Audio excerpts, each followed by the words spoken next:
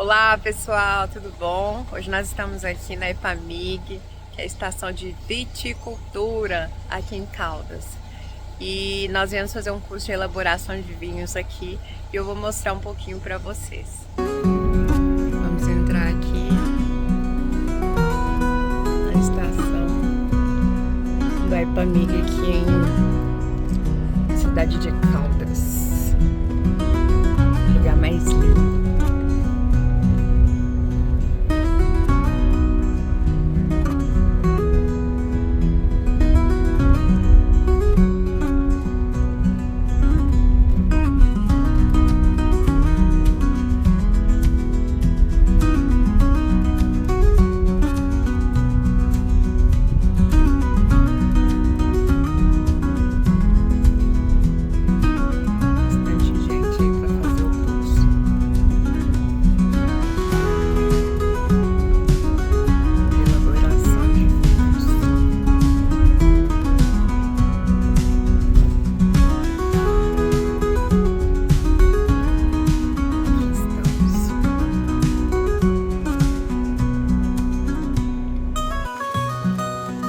Chegando aqui, o pessoal chegando ainda. Ali, ó, tem uns vinhedos. Bem ali. Bastante gente para fazer o curso.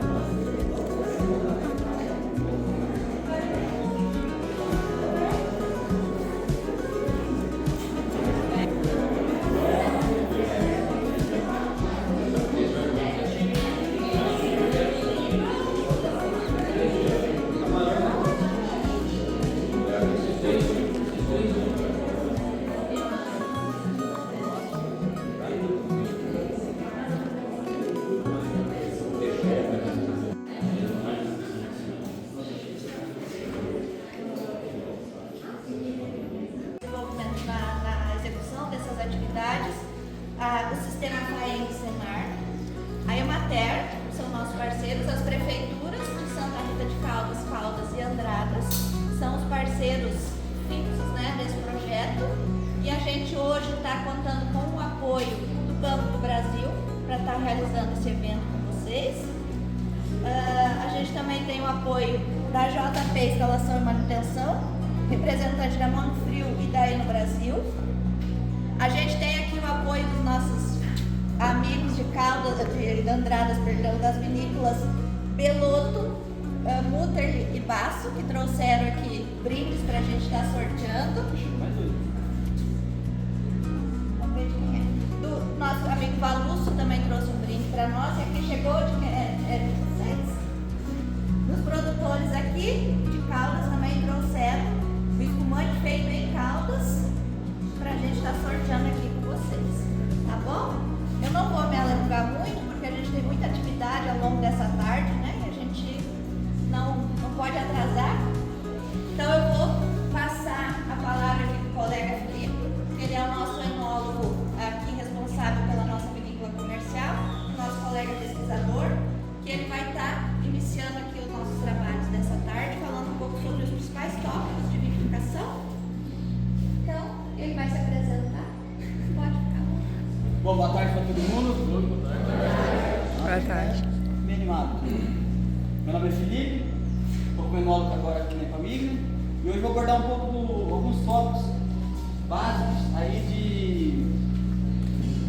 de verificação e algumas análises também, coisa básica que é bom fazer na propriedade, vocês já produzem. Quem aqui já é produtor já de vinho? Quem aqui já faz vinho já?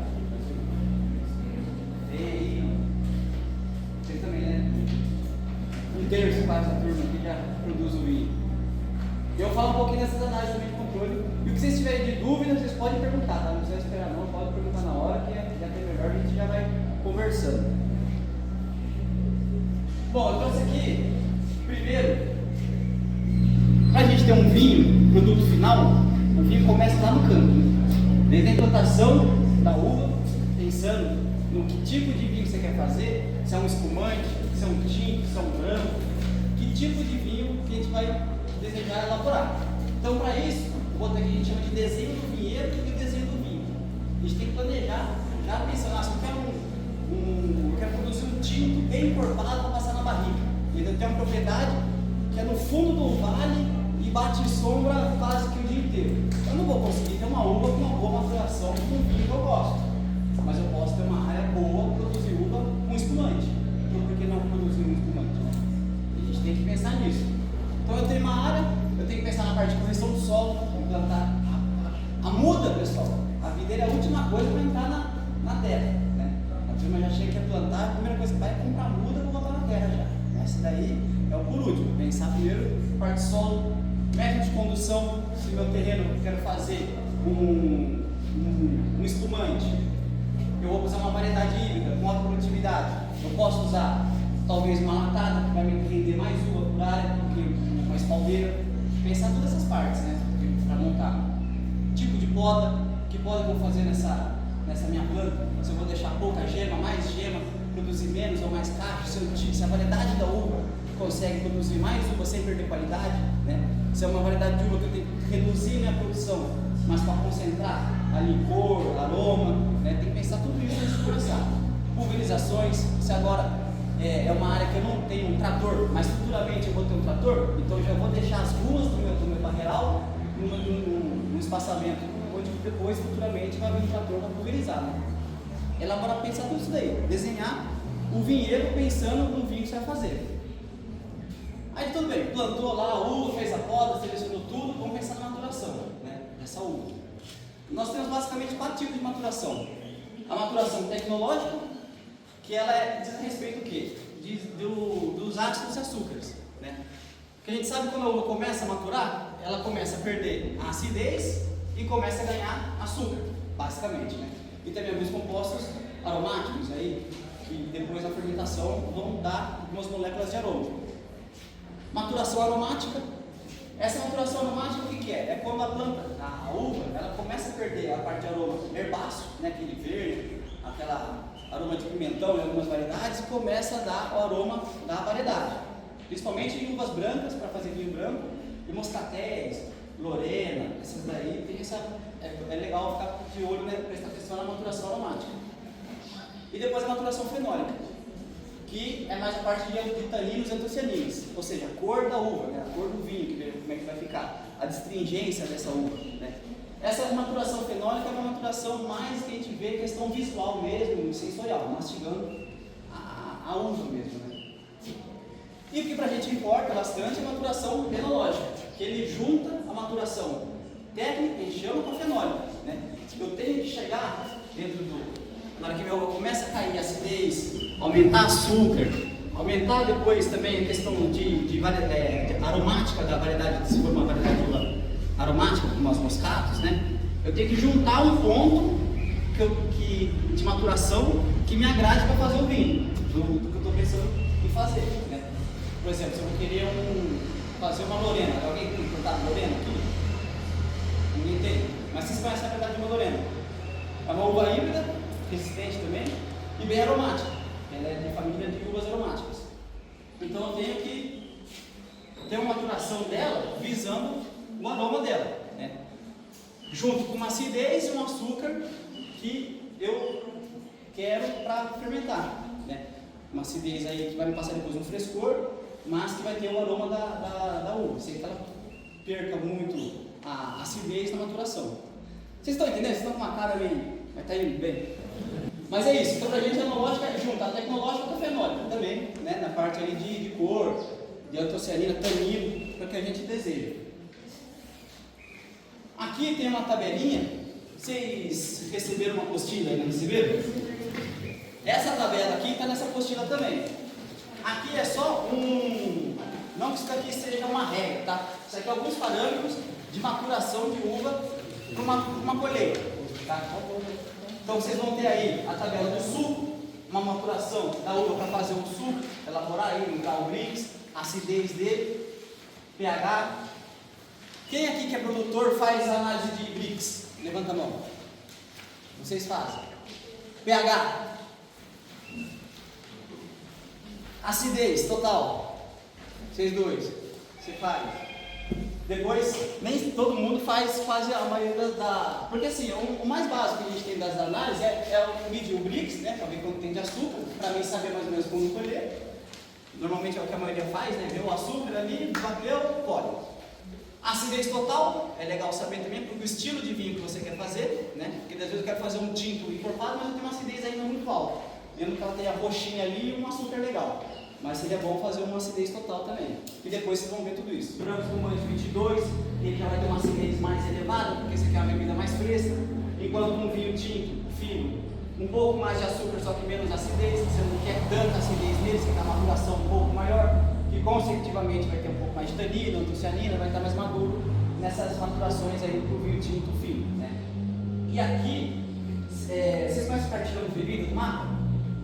Que é a parte de legislação do Brasil, né, onde dá os parâmetros de vinho, sucos e bebida em geral, até alcoólica e não alcoólica brasileira. Né? Então a gente tem aqui, eu trouxe só de curiosidade, quando vocês tiverem alguma dúvida de que insumo pode usar, se pode usar algum clarificante ou não, tem tudo nesse cartilhão aqui, que vocês encontram no site do mapa, cartilhão de bebidas do mapa. Então aqui fala da acidez total, mínimo 40 a 130 mex por litro, que é a medida da acidez da uva que a gente pode colher para verificar. Se você tem uma uva lá no campo que está com 150 de acidez, mas a gente nem mediu nem viu, só colheu lá, viu o açúcar, colheu e fez, depois vai ficar com um vinho meio ácido, a gente nem viu, às vezes não fez análise de como é que estava a acidez desse vinho. Graduação alcoólica, 8,6 o mínimo para o máximo 14. Hoje tem os vinhos novos, né, que passa de 14 também, uma outra, se enquadra em outra legislação aqui. E também tem análise para água exógena, ou seja, se aumentar o rendimento do vinho ali com um pouquinho d'água, dá para pegar na análise também, né? Dá para ver que essa água não é oriunda da uva, veio de fora, vem da pegar. É o Brix, o pH e a acidez total. O Brix a gente faz com o refratômetro, eu acho que aqui todo mundo mede açúcar, no mínimo, para fazer a colheita. Né?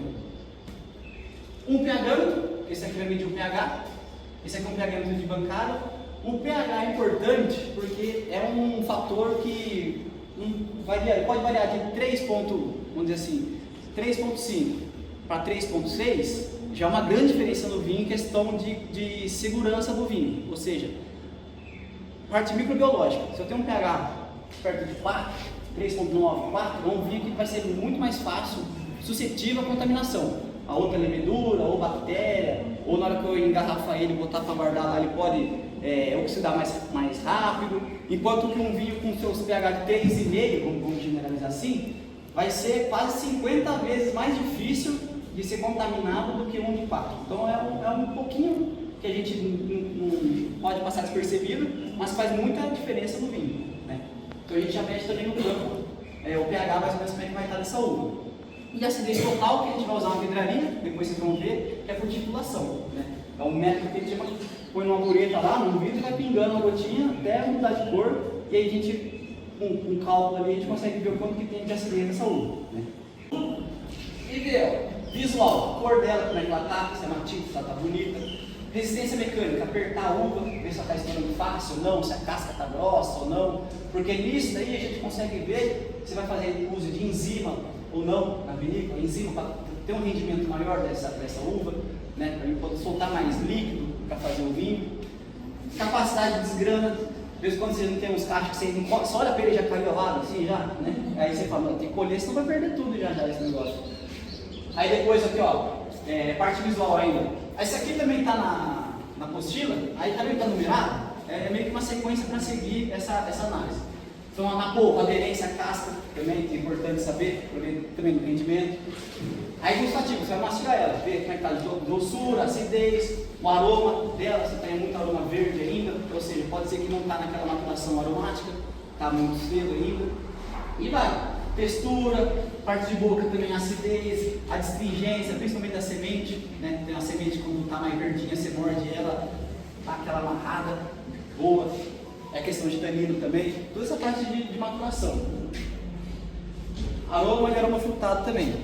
A semente da uva também indica bastante sobre a maturação dela, né? Porque pensa, naturalmente a planta se atrativa com algum. A uva vai estar madura naturalmente, pode estar atrás de algum bicho para comer ela.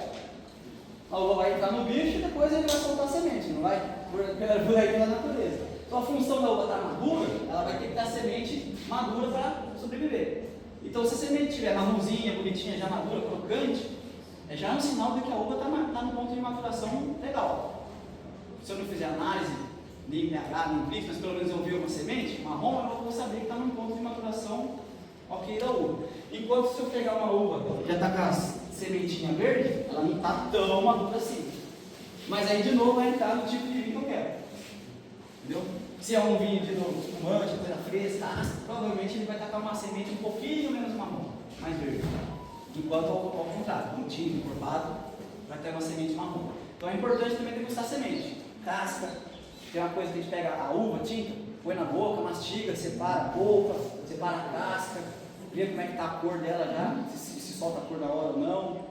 Tudo isso você vai trabalhar também na parte de vinícola, ver se vai ficar mais tempo o líquido em contato com a casca ou não, se essa semente vai passar muita astringência no vinho, vai estar muito amargo, se eu separo ela mais rápido ou não. Na hora de eu prensar, se eu prensar muito, uma semente muito astringente, pode passar essa astringência para o vinho.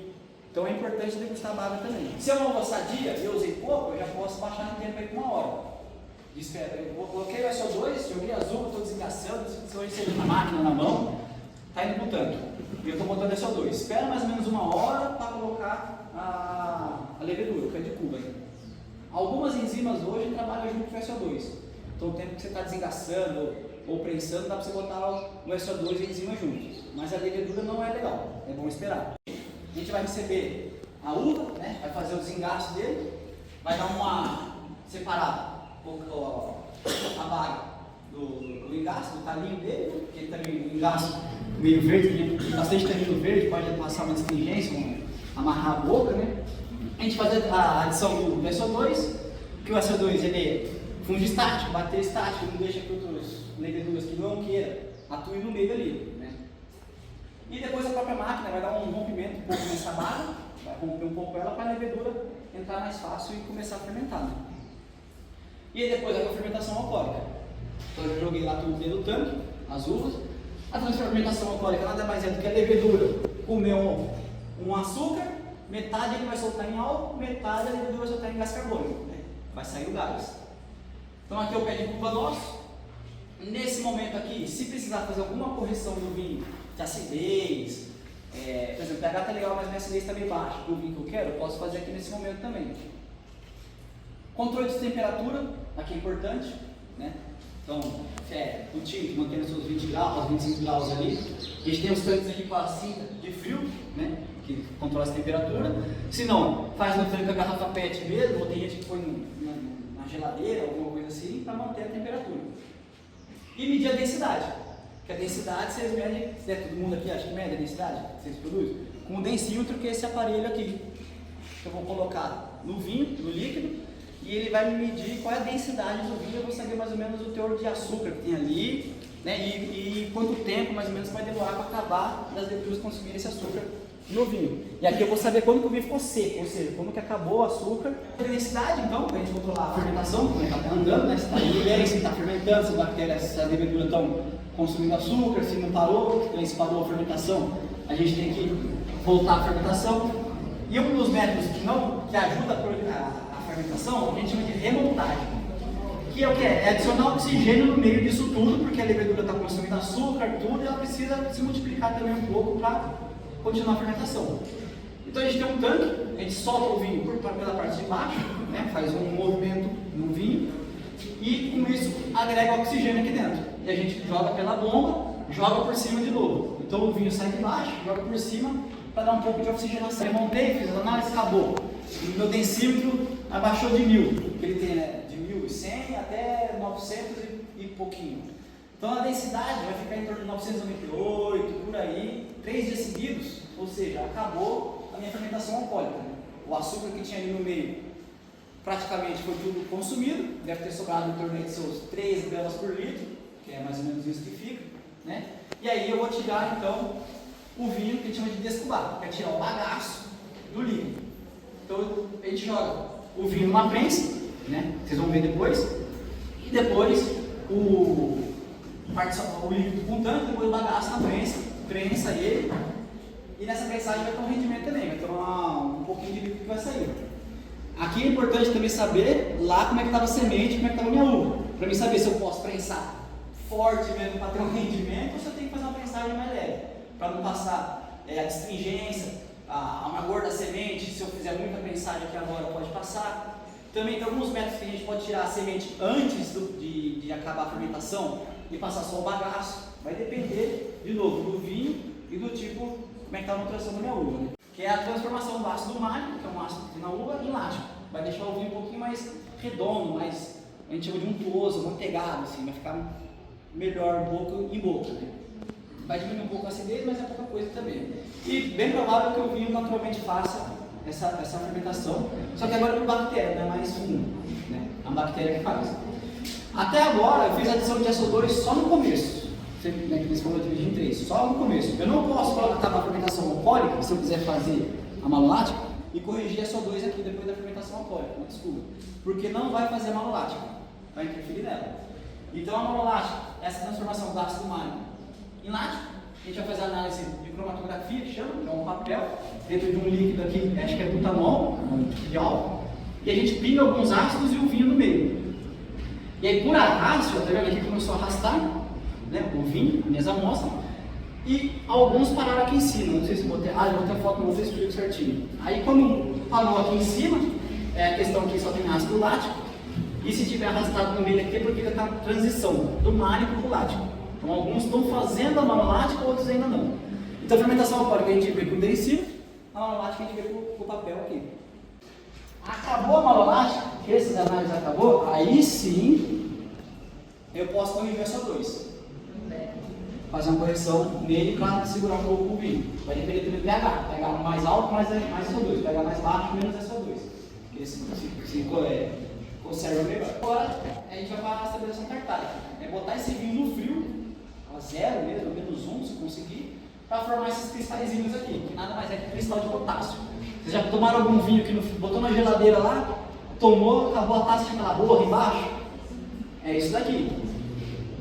Em boca, sensorialmente, não tem problema nenhum estar com esses cristais, mas a questão é consumo, é mercado. Né? O pessoal vai comprar o teu vinho, vai botar na geladeira, vai tirar, vai falar, nossa, cheio de capa de vidro aqui dentro. Ele não sabe o que é aquilo, né? Aí a gente faz no canto aqui, já para garantir. Outra análise de SO2, porque você acabou lá, você vai pegar esse vinho, você vai ficar mexendo nele, né? Então você pode fazer a maturação em tanque inox, em barrica, hoje está tendo bastante de concreto, ânfora, cada um vai passar aí umas características por vinho. Fez a maturação, filtração. Isso aqui é uma filtra que a gente tem por... Nossa, aqui, como se fossem umas plaquinhas, né? Já vem esse elemento filtrante que a gente chama aqui pronto. Aí tem diversos tamanhos, tamanho de grade, né? Se eu quero fazer uma filtragem mais fina, uma mais larga, depende do produto. Uma filtração esterilizante também, bactéria, ele faz também. A gente faz a filtração e depois dela vai para o invase. Aqui também é outra correção pequena de SO2 se for preciso, né? E aí está o contato mínimo com oxigênio, garrafa limpa e rolha nova. As rolhas têm tratamento desde no máximo 6 meses. Passou 6 meses, vai ter que fazer um tratamento de rolha de novo. Não guarda muito tempo a rolha. Então, abriu um saco e deixar passar aqui dentro que durou. É tiro no pé, é risco. Fermentação em garrafa, né? Ou um recipiente, pode ser um tanque que a gente chama também método Charmat.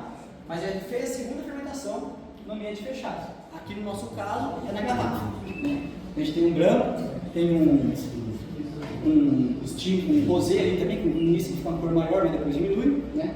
Então a gente pega a garrafa, o vinho, adiciona levedura e nutriente e um pouco, a média, 24 gramas por litro de açúcar, tá? Em torno de 17 gramas por garrafa, para a levedura consumir lá dentro. Né? Para a levedura consumir lá dentro começar a segurar o gás carbônico e vai aumentar, acho que quase 1 e pouco o grau alcoólico espumante, né?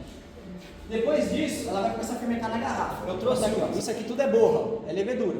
Então ela vai ficar aqui deitada, no maior contato do líquido aqui, ó, com essas borras, aí fica aí 1 ano, 2 anos, depende. Aqui a gente fica 1 ano, né? Mas aí depende da quantidade que a gente chama de autólise. Não sei se vocês ouviram espumante, 38 meses.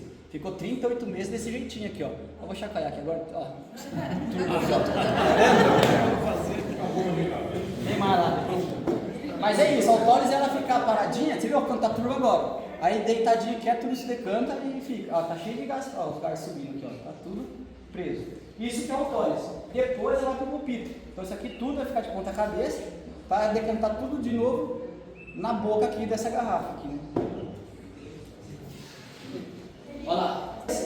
Toda aquela borra vai ficar na ponta do bico da garrafa. Aí a gente congela esse bico. Ele vai lá embaixo vou mostrar para vocês. Vai para uma máquina que vai congelar o bico. Aqui fica menos 25, 26 graus. Congela rapidinho, tira, com a pressão sai tudo aqui o sólido e coloca a rolha. Aqui que a gente arruma, aqui vai ter adição de açúcar. Se eu quiser botar ele brute, né, ou nature. O nature é quando não tem açúcar nenhum. Eu abri e só completei ele, vai ficar menos de 3 graus por litro, porque é o que veio do vinho básico. E aí depois, conforme a adição de açúcar, acima de 3 a 8, já vira um extra brute, né? Aí depois, para brute, aí com mais açúcar, tem as classificações do espumante. Aí a gente faz nessa etapa. Tirou a tampinha, completa com açúcar, completa o nível da garrafa, põe a rolha, põe a gaiolinha e aí já era. Aí vira o espumante aqui. Entendeu? Vocês viram? Aí aqui vem o espumante, né? Fica com a... Por onde começar? Porque o que as pessoas mais perguntam, não sei por onde que eu começo. Tá? Então, primeiro a gente vai buscar lá na legislação quais são os tipos de estabelecimentos que a gente pode registrar. Onde que a gente vai registrar? MAPA, Ministério da Agricultura, é quem faz o registro das indústrias de bebidas. Tá? Então, quero regularizar minha empresa? Vou procurar lá nas legislações do MAPA. Né? No cartilhão de bebidas, hoje existe no site do Ministério um documento que ele chama Cartilhão de Bebidas.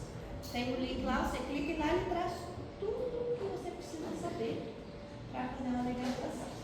Mas primeiro a gente precisa entender quais que são os tipos de estabelecimentos. Eu tenho lá os estabelecimentos que eu vou registrar como processamento em base. Então, eu posso registrar meu estabelecimento como produtor ou elaborador, que é lá onde eu vou produzir, né? Vou fazer todo o processo de elaboração do meu vinho. Eu posso ter um espaço que é o padronizador, um outro registro com espaço padronizador, ou um terceiro registro aí de envasilhador ou engarrafador. O que significa isso? Eu posso ter um estabelecimento onde eu pego a uva, processo, engarrafo, já saio com ela na expedição pronta. Hoje a gente tem algumas vinícolas, hoje, por exemplo, no sul a gente vê muito isso, que elas têm uma unidade de produtor na campanha e padronizador ou envasilhador na serra. Por quê? Eles não fazem o invase lá, eles sobem tudo ou com mosto para a serra ou com o vinho pronto só para envasar na unidade da serra, por exemplo. Então você pode ter essas divisões, né? E aí depois a gente tem aqui, você pode registrar também, né? Aí a parte de comercialização. Você pode ser um atacadista, um exportador ou um importador, né? Mas o nosso foco aqui é o produtor ou o elaborador, que é o que a gente, aqui que acho que a maioria tem interesse de se enquadrar, é lá, né? Uma coisa, eu posso ter esses registros, mas na minha planta industrial só posso ter um. Ou eu vou ser produtor ou elaborador, ou eu vou ser padronizador, eu não posso ter 2 registros na mesma planta. A mesma planta, por exemplo, eu mandar lá para o Ministério a mesma planta e querer 2 registros na mesma. Não, isso não pode. Tá? E dentro daquelas classificações lá, a gente tem lá, ou é uma cantina, ou ele é um posto de vinificação, ou é uma destilaria, ou é uma vinagraria. Porque eu posso ser um produtor elaborador, mas aí dentro disso eu vou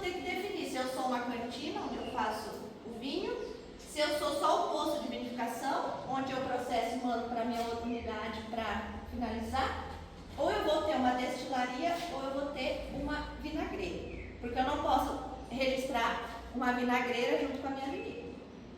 Eu posso ter um prédio grudado no outro, mas totalmente isolado do outro.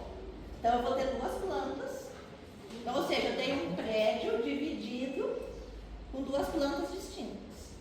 Aí o Ministério vai aceitar. Não posso ter na mesma planta dois registros. Ficou claro isso? Se eu faço vinho e suco, eu vou pedir registro para o mapa da minha indústria de suco, da minha indústria de vinho. Eu vou ser o produtor, elaborador, mas na hora de registrar, vou ter que registrar duas plantas. Porque eu não posso ter a mesma planta também, porque não vai tomar. É rural, produtor de vinho. Lá naquele CNPJ, qualquer um pode solicitar. Tenho a minha indústria, tenho a minha empresa, como tem o RT, vai entrar com a documentação. No agricultor familiar, ele tem que estar enquadrado na lei do agricultor familiar. Ou seja, ele tem que ter a antiga DAP, que hoje é a CAF. O produtor, que ele tem a DAP, que tinha a DAP, né? Hoje ele não vai conseguir mais a DAP, hoje é a CAF. A declaração de aptidão ao PRONAF, para ele ter essa aptidão, ele tem que encaixar na agricultura familiar. E esse documento é o que ele vai precisar junto ao Ministério para solicitar o registro quanto agricultor familiar. Então, quem já é maior, que não tem DAP atual CAF, não consegue no familiar, né? Só no CNPJ. No familiar, você pode entrar com o CPF no CNPJ. Mas você tem que estar enquadrado na familiar, que aí tem lá nessa lei aqui também traz, que é até 4 modos fiscais, a mão de obra tem que ser familiar. São as exigências para você ter. Da renda familiar. Você tem registro como agricultor familiar. Você vai entrar com registro. Você pode. Lá você vai ter que escolher, né? Se você vai se registrar como agricultor familiar, empreendedor familiar rural, produtor de vinho, ou registro de estabelecimento agroindustrial de pequeno porte de bebidas e derivados da uva e do vinho regulamentados pelas respectivas leis. Então você vai produzir só vinho, você vai entrar como produtor de vinho. Você produz suco também, né? Você entra de baixo. Para realizar o registro quanto CNPJ. Né? Você vai entrar, não encaixa na familiar, eu vou solicitar com o CNPJ. Os documentos que você vai precisar anexar lá no SUBIAR. Prática técnica, expedida pelo Conselho de Classe responsável técnico. Qual profissional pode ser responsável técnico? Tem que ser químico necessariamente? Não, é enólogo, agrônomo, farmacêutico ainda. Eu não me lembro, acho que farmacêutico pode. Engenheiro de alimentos. Engenheiro de alimentos, não. Tem que ser CRQ ou CREA. Tem que ser ou CRQ ou CREA. A água clorada você só usa banheiro. Então no processo você não usa fazer o vinho, clorado. não. Na verdade, no vinho você não põe água. Não, mas o que eu digo processo é lavar equipamento, lavar chão. Você não usa cloro na vinícola. Cloro na vinícola é totalmente só em banheiro. É proibido cloro na vinícola. Sim, senhora. E aí você tem que ter o laudo da água, né? E esse laudo da água tem que ser renovado a cada 6 meses. Você tem que ter um projeto onde vai estar lá a planta, produção de até 20 mil litros por ano. Então ele pode produzir até 20 mil litros. 70% das uvas utilizadas na elaboração dos vinhos tem que ser de cultivo próprio. E elaboração em vaso do vinho exclusivo no imóvel rural. Permitido feiras. Esse seria o vinho colonial? Esse é o vinho colonial. São as exigências para o vinho colonial. A comercialização, ela tem que ser diretamente ao consumidor. Por meio direta à propriedade rural, em feiras de agricultura familiar ou estabelecimentos mantidos por associações ou cooperativas de produtores rurais. Então é uma venda direta.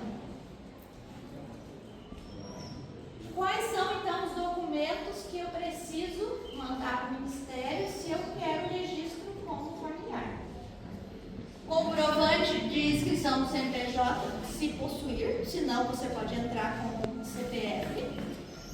A declaração de aptidão do Pronaf, ou documento equivalente, conforme a lei específica, depois ali que agora atualmente é o CAF. A declaração do órgão de extensão rural, credenciado na Agência Nacional de Assistência Técnica e Extensão Rural, ou com a anotação de responsabilidade técnica. O que mudou aqui? A DAP, né?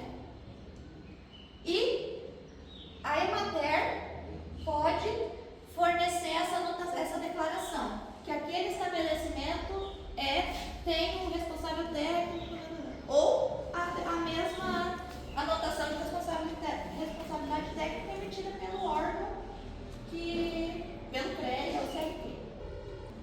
Mas nesse caso aqui, pode ser a Emater dar esse. A Emater é um exemplo, né? Qualquer empresa de extensão rural. Para nós aqui é Emater, né?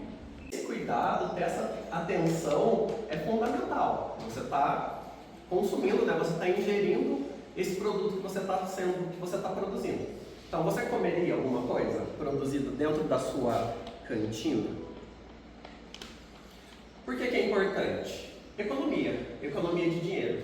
A gente rala, a gente gasta bastante para produzir a uva o ano todo, aí chega na hora de produzir o vinho tem uma contaminação, vira tudo vinagre. Você perdeu o trabalho e o investimento de um ano todo. E talvez você não perderia se você tivesse tomado cuidado com a higiene, com a sanitização dos seus tanques, com a maneira de você elaborar o vinho. Então é uma questão de necessidade financeira. A gente tem que ter boas práticas na hora de produzir o vinho para não perder dinheiro, para não correr o risco de você perder o dinheiro, o trabalho que você teve o ano todo para produzir a uva.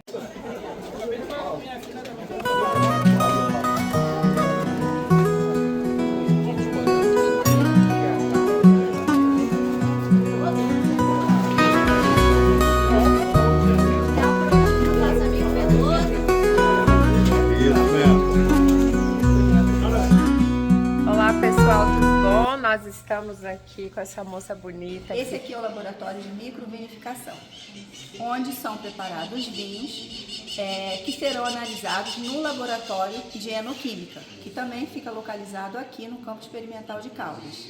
No laboratório de enoquímica, nós realizamos diversas análises químicas, físicas e cromatográficas que estão relacionadas à qualidade dos vinhos que são produzidos aqui, seja de experimentos ou seja de vinhos produzidos em grande escala.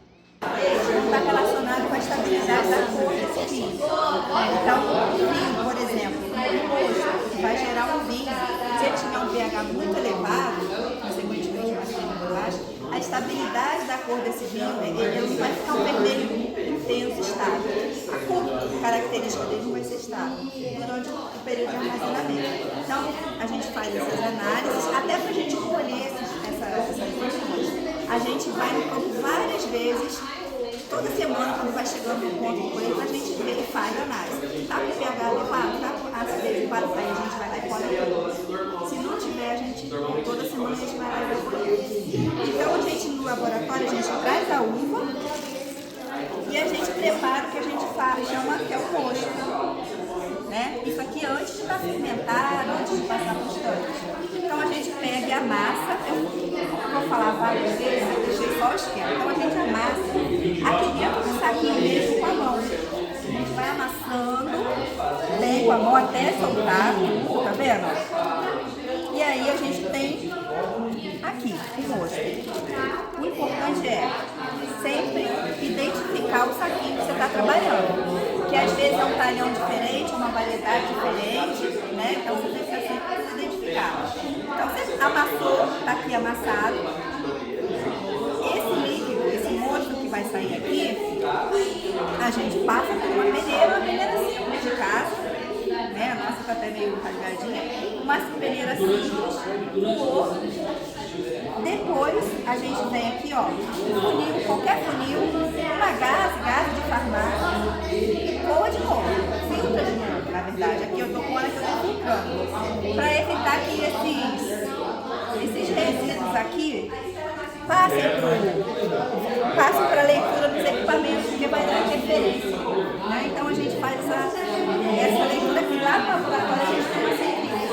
Então a gente passa nela, mas de forma menor a gás. Então e daqui a gente tem mosto, né? E aí, de acordo com a variedade, cores e cores, né? Tonalidade diferente. Então a partir desse mosto eu vou fazer a análise. Sólido, solúveis. Isso aqui é um reservatório, que ele pode ser tanto assim, tem manual, tem no digital também, nessa cartilha que vocês estão vendo. Aqui, ó, tem a foto dele digital, né? E você vai pôr a gotinha aqui e já vai dar um. Esse aqui, você tem que olhar, ele tem uma escala aqui dentro que depois vocês passam as horas, tá? Então a gente vem aqui, aqui é o mosto, tá? Desse daqui eu pego uma gotinha aqui e pino aqui uma gotinha, com cuidado para não riscar essa lâmina aqui, viu? Por afastado. Esse é o Brix. E o Brix está relacionado com o quê? Com o teor de açúcar que tem nesse mosto. Consequentemente, o grau de alcoólico que vai gerar, né? Essa variedade. Eu consigo ver com óculos. Então aqui dentro a gente vai ter uma escala e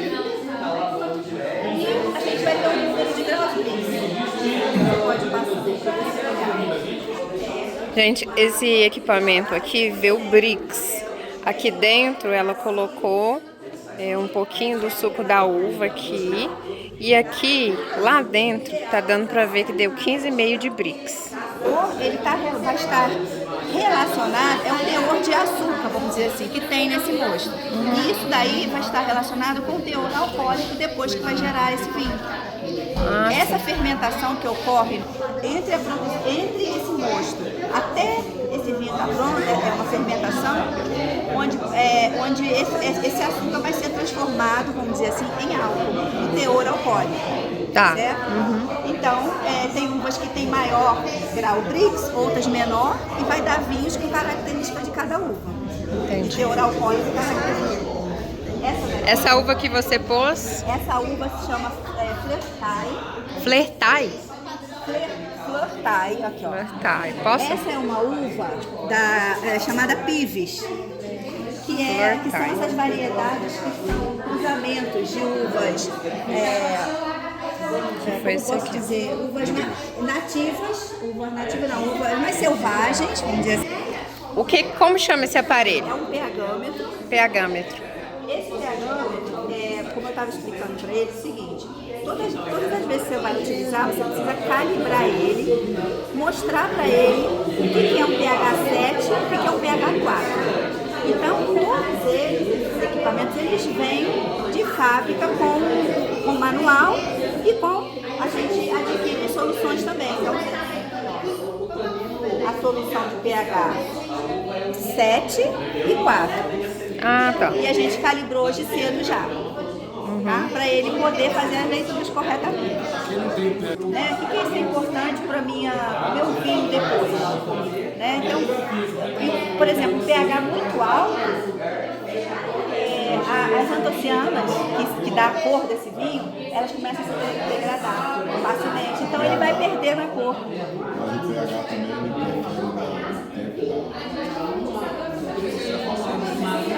Nesse sentido de cor, vamos dizer assim, porque vai degradando essa cor se ele tiver com pH muito baixo, aliás, desculpa, se ele tiver com pH muito alto. Né? Então essa cor vai perdendo. E também tem a ver também com a questão microbiológica, porque essa fermentação também ela é feita por quê? Com leveduras. Então existe um pH ali também adequado, se for muito alto também interfere. Com aquele Brix que a gente leu ali, não é um Brix ainda de colheita, tá baixo. Aqui deu 3,33. pH baixo, acidez alta. Então a gente complementa a análise de acidez também, tá? Acidez. Como que a gente trabalha com acidez? A gente faz uma análise assim, a gente mede. Aqui nessa cartilha tem esses equipamentos todos que a gente trabalha aqui nessas análises, tá? Então a gente tem assim, aproveita, a gente mede aqui com água destilada, 47 ml aqui, 47 ml de água, 45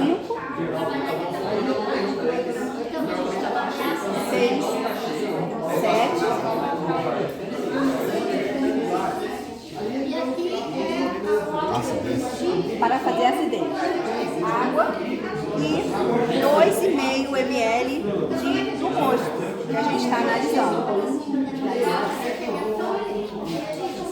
Ó, essa pera, a gente chama de pera, pra gente conseguir aspirar alguma coisa daqui de dentro. Então a gente tem que tirar esse ar, a gente aperta aqui e aqui. Aí ela fica, né, funcionando. E aí pra gente conseguir aspirar o líquido daqui de dentro, a gente aperta aqui, ó. Tá vendo lá? Subiu. Aí a gente tem que fazer o quê? Pôr a quantidade certinha. Essa vidradinha aqui, ela tem 5 ml, mas eu quero 2,5. Então eu vou descer até aqui, ó, essa marquinha aqui de 5. Aqui. Essa aqui, ó, que tá aqui. E essa que você está aspirando? Ah, sim, essa aqui é o mosto, né? É o mosto que eu vou analisar também, tá? Então tem que estar a quantidade certinha, bem mais ó, certinho. Essa barriguinha aqui tem que estar na linha. E aí a gente vai descer até 2,5, tá virado pra mim. Deixa eu pôr na posição só. Você pode ter o guarda-roupa assim para colocar. Eu vou descer aqui, ó. Até 2,5. Aqui, 2,5. Aí a gente pega o papel e vou fazer o que a gente chama de titulação. e a gente nunca deixa Com essa vidraria aqui, a gente vai zerar ela aqui também, ó.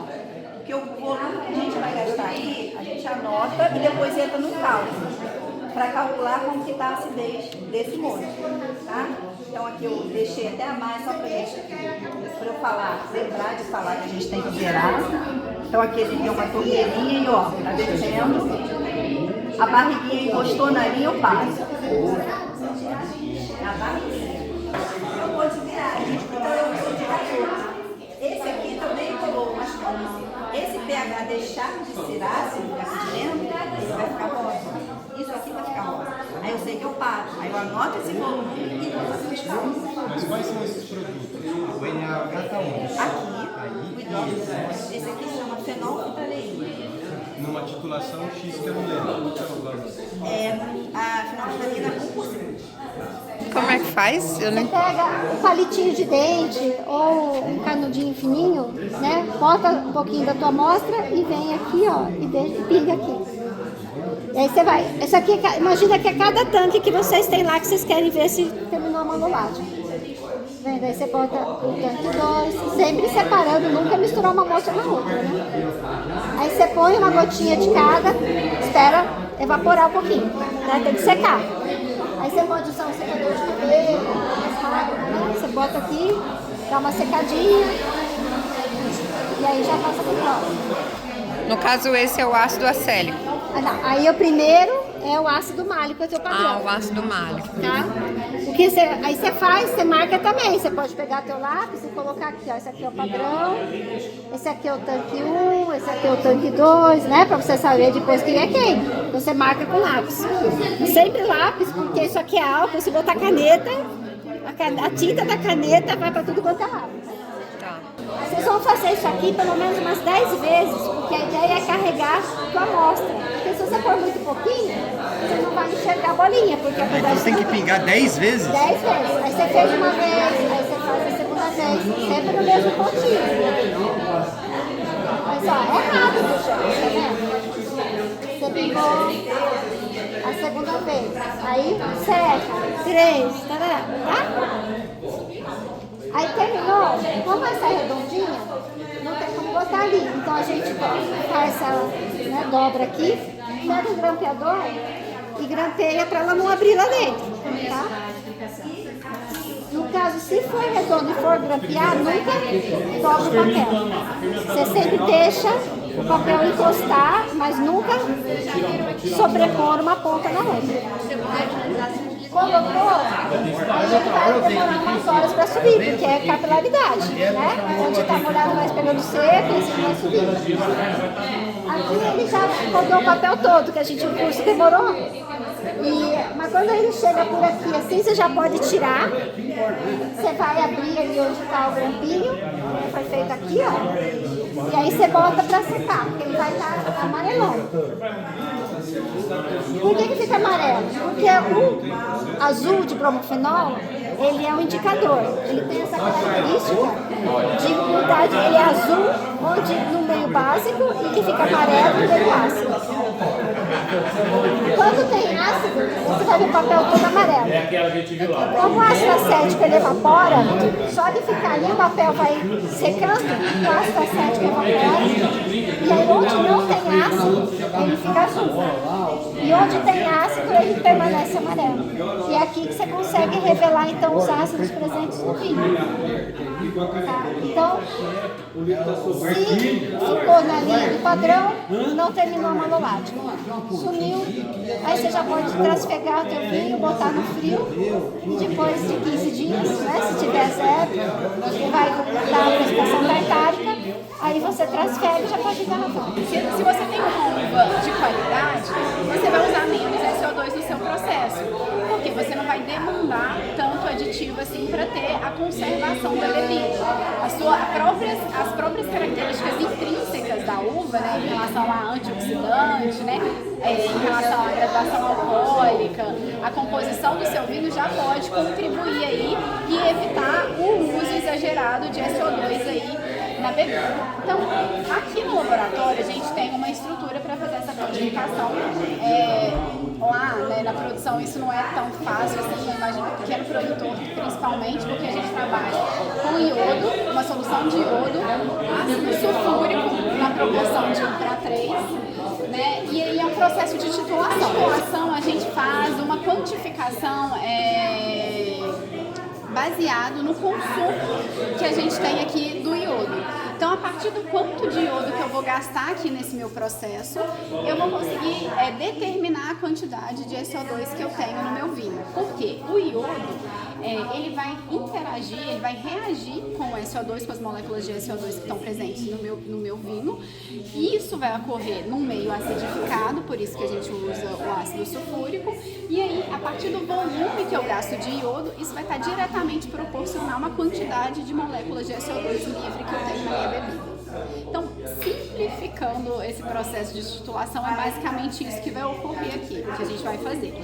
Então, aqui a gente vai fazer essa quantificação no vinho branco. A gente escolheu um vinho branco porque facilita a visualização, porque vocês vão ver que o ponto de viragem ele vai sair do branco para uma tonalidade arroxeada. Imagina enxergar essa virada num vinho tinto. É difícil, assim. E no tinto seria viragem também, não tem mesma outro? Viragem, É olho treinado. É olho. Só que aí a gente usa o auxílio de uma luz embaixo, assim, para facilitar a visualização da virada. A gente tem a iluminação que ajuda bastante. Todo mundo já usa uma proveta ou não? A proveta a gente tem um menisco, né? Uma barriguinha que a gente coloca para observar, né? Que aparece aqui pra gente observar o volume. Quanto mais estreita a proveta, mais menisco tem para ver, não é isso? Fica mais fácil. Fica mais barriguinha quanto mais fina, né? Com volumes maiores, ela quase fica reta. O menisco quase fica reto. Porque foi a última.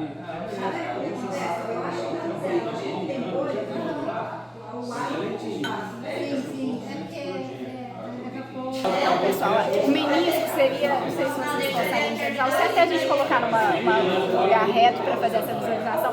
O menisco é esse abaulado que a gente tem aqui de líquido, que fica em cima da linha do volume que eu quero determinar. Então essa barriguinha aqui tem que estar em cima do 20. A gente no laboratório a gente é bem criterioso com isso, mas eu entendo que no processo do dia a dia, na correria, não tem essa certa exigência que a Angélica até brinca, gente. Laboratório não é igual produção, não dá para ser assim. A gente usa aqui o Erlenmeyer para fazer essa titulação. O Erlenmeyer é só para facilitar o processo de homogeneização mesmo, não é uma vidraria essencial para isso aqui. A gente coloca como indicador desse ponto de viragem, né, de mudança de coloração, o amido Amido e iodo é uma dupla, né, usada aí para identificação de diversas fraudes, diversas áreas aí da indústria de alimentos, né, laticínio, às vezes algum produto em pó que usa amido para fraudar também, a gente usa essa combinação amido e iodo. É o indicador principal quando a gente faz relação. Eu vou pipetar usando essa pipeta aqui, que é uma pipeta que pipeta só 2 ml. Veio cheio de bolha, eu volto e pipeto de novo, porque a bolha está ocupando espaço do meu líquido, então eu não estou pegando 2 ml.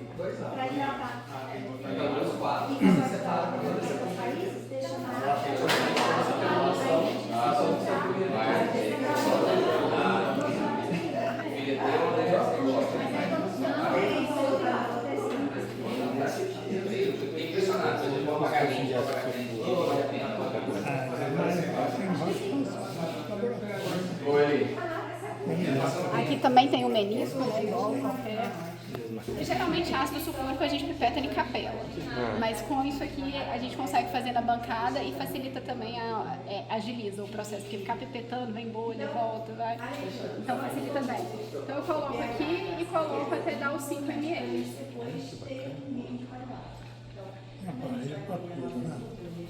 É pilha isso aí.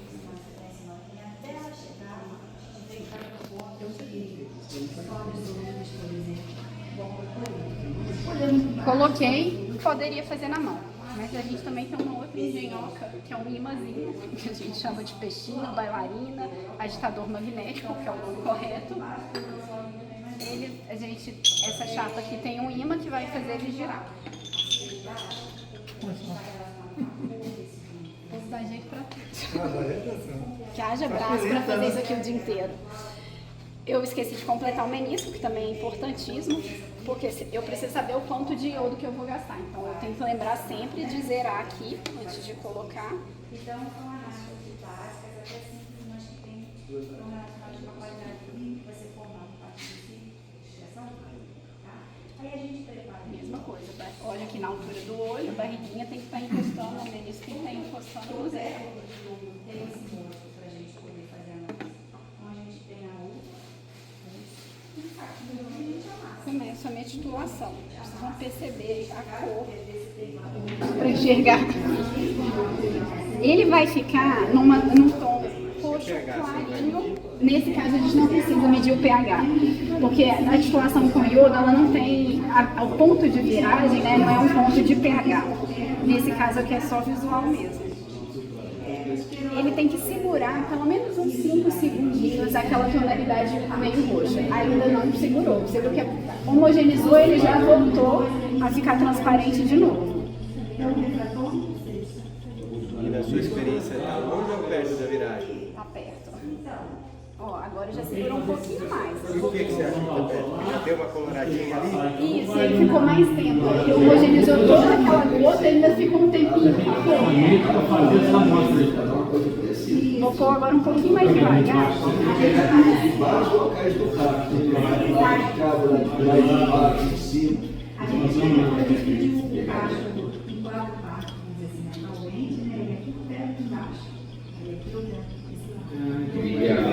Agora ficou, viu? Demorou um pouquinho mais. Vai ficar, mas já está pronto. Mas eu ainda acho que dá pra pôr mais um pouquinho. Vai ficar permanente, né? Não, ele sempre volta. Agora ficou, viu? Como que ficou mais tempo? Agora virou. A gente gastou 3, cada tracinho aqui é 0,05 ml. A gente gastou 3,05 ml.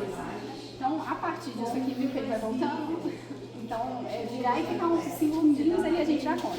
O volume de iodo que a gente gastou, a normalidade da solução de iodo, a normalidade é um fator de concentração, né, que é mols por litro.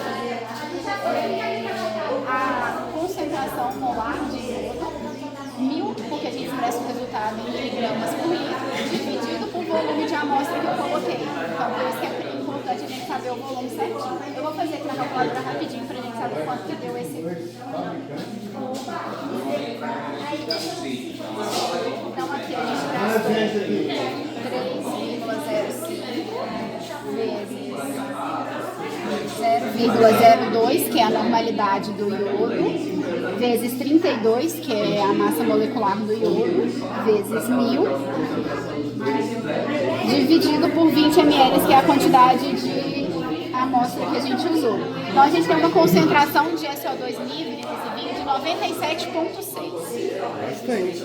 Gramas por litro? Miligramas. Miligramas por litro. É o que é o padrão. É, assim, não é pouco, mas é um vinho que vai ficar aí no supermercado uns 3 anos. Eu olhei ele, a prazo de validade dele é de 3 anos. Então ele vai se manter estável durante esses 3 anos. Meu vinho final tinto fica com SO2 livre de 40, 45. Geralmente não coloca tanto assim, mas depende da finalidade, né? Assim, a legislação permite até 3 anos. Sim. Então, assim, Tá dentro da legislação. Saímos do laboratório, agora viemos aqui acompanhar o pessoal para ver os equipamentos. E aí depois vai tirando o papo pra fora, porque tem uma empresa aqui que a gente tá com 2 estilos nos bagaços. Vocês chegaram, essa aqui é a desengaçadeira, aqui separa a vaga do engaço. Desengaçadeira? Isso. E aí o bagaço, a linha e tudo, aí ou vai para uma empresa que chama Conatos, que ela pega para fazer compostagem, uma impressora de compostagem. E agora o pessoal da Unifal e Alfenas, né, da parte de farmácia, está pegando o semente, casca, bagaço para a parte de análise, para começar a fazer parte cosmético, farmacêutico, para a parte antioxidante, resveratrol, tudo, pomada, tá trabalhando isso aí junto também. Desengastou, passou aqui pela mangueira, passou na escotilha, aqui, e aí vai para a parte de baixo e começa a verificar. Isso daqui, as bombas de corda do meu dedo.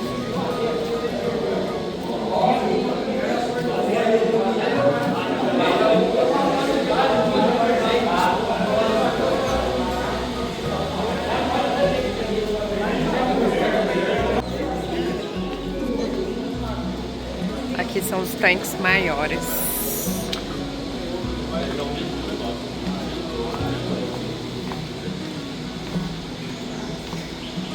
Olha o tamanho disso.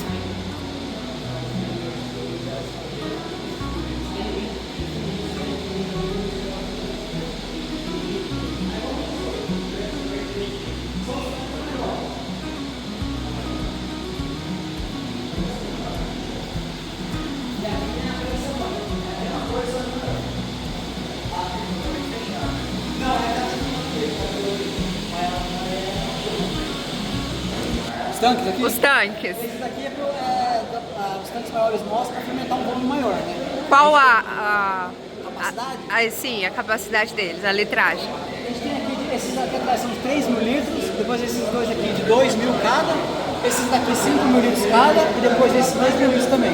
Aí esse aqui 1.000 e 1.500, só que esse daqui é de produtor. Essa daqui é uma máquina de monobloco, ela lava a garrafa, invasa todo o líquido e já rola. Então coloca a garrafa de ponta cabeça aqui, ela vai dar um jato de água aqui, vai dar uma lavada, vai passar esse carrossel, vai levar um jato de ar pressurizado, vai tirar essa garrafa, vai colocar aqui nesse carrossel, ele vai fazer um circuito, vai envasar o vinho aqui, chegando nesse lado ele tira a garrafa e coloca nesse outro para botar a rolha, né, com nitrogênio. Então ela lava e já sai no final a rolhada já. Pô, na hora que a gente aperta para molhar, a máquina aperta, eles liberam oxigênio. Entendeu? Então o maior aporte de oxigênio do vinho da rolha é na hora de envasar. Aí depois você faz isso aí, é bom. Sala de barrica. Geladinho. Gelado. Pode entrar. Tem alguém. Você não viu ainda? Essa barriga são dele. Não, o do Diego é essas duas aqui, ó. Essa barriga é dele, ele trouxe. É dele. Que beleza. Produção dele. Cirrar? Cirrar. Esse daqui é uma linha que a gente chama de degorge. Esse aqui é o congelador de bico, que eu falei pra vocês. Então o espumante estava igual estava lá em cima com a tampinha de cerveja, né? A gente traz ele pra cá, vai reformar agora aqui a câmara fria. Pega os espumantes, que estão lá embaixo na champanharia, eles ficaram tudo de ponta cabeça, fizeram a remoagem e toda a borra foi pro bico, né? igual antes de eu chacoalhar aquele espumante, estava com a borra tudo deitada. A gente levanta e faz com que aquela borra vá pro bico. E fica lá no pupito. Desceu pro bico, a gente põe na câmara fria e tem que ficar aí mais ou menos -1, 0 graus. Porque quando o líquido com gás carbônico está nessa temperatura, o gás carbônico fica preso no líquido, né? Ele não espuma tanto. Então a gente tira da câmara fria, coloca no congelador de bico, que é essa máquina aqui, ó, ele cabe bastante garrafa aqui de ponta cabeça, põe a solução hidroalcoólica, que chega a -25 graus aqui. E aí depois, com esse bico congelado, a gente faz o degorge. Tira a tampa de cerveja, vai abrir aqui, vai sair a borra, tudo que vai para a sólida. Nessa máquina a gente coloca o licor de expedição, que aí aqui a gente vai controlar a questão de açúcar, né? Se ele vai ser brut, extra brut, nature, o que for. E aqui vai ter outra garrafa que é o atesto, que ela mesma vai colocar o licor e vai completar o nível da garrafa. Depois a gente tira, coloca nessa máquina que a gente usava para rolhar, que agora está com outra máquina ali, né? Vai arrolhar a garrafa e nessa daqui vai botar a gaiolinha, a gaveta, né? Aí ela vai subir, vai apertar aqui em cima e vai botar a gaiolinha. E aí volta. Aí sai ele nesse estado aqui. Final, uma grande produção.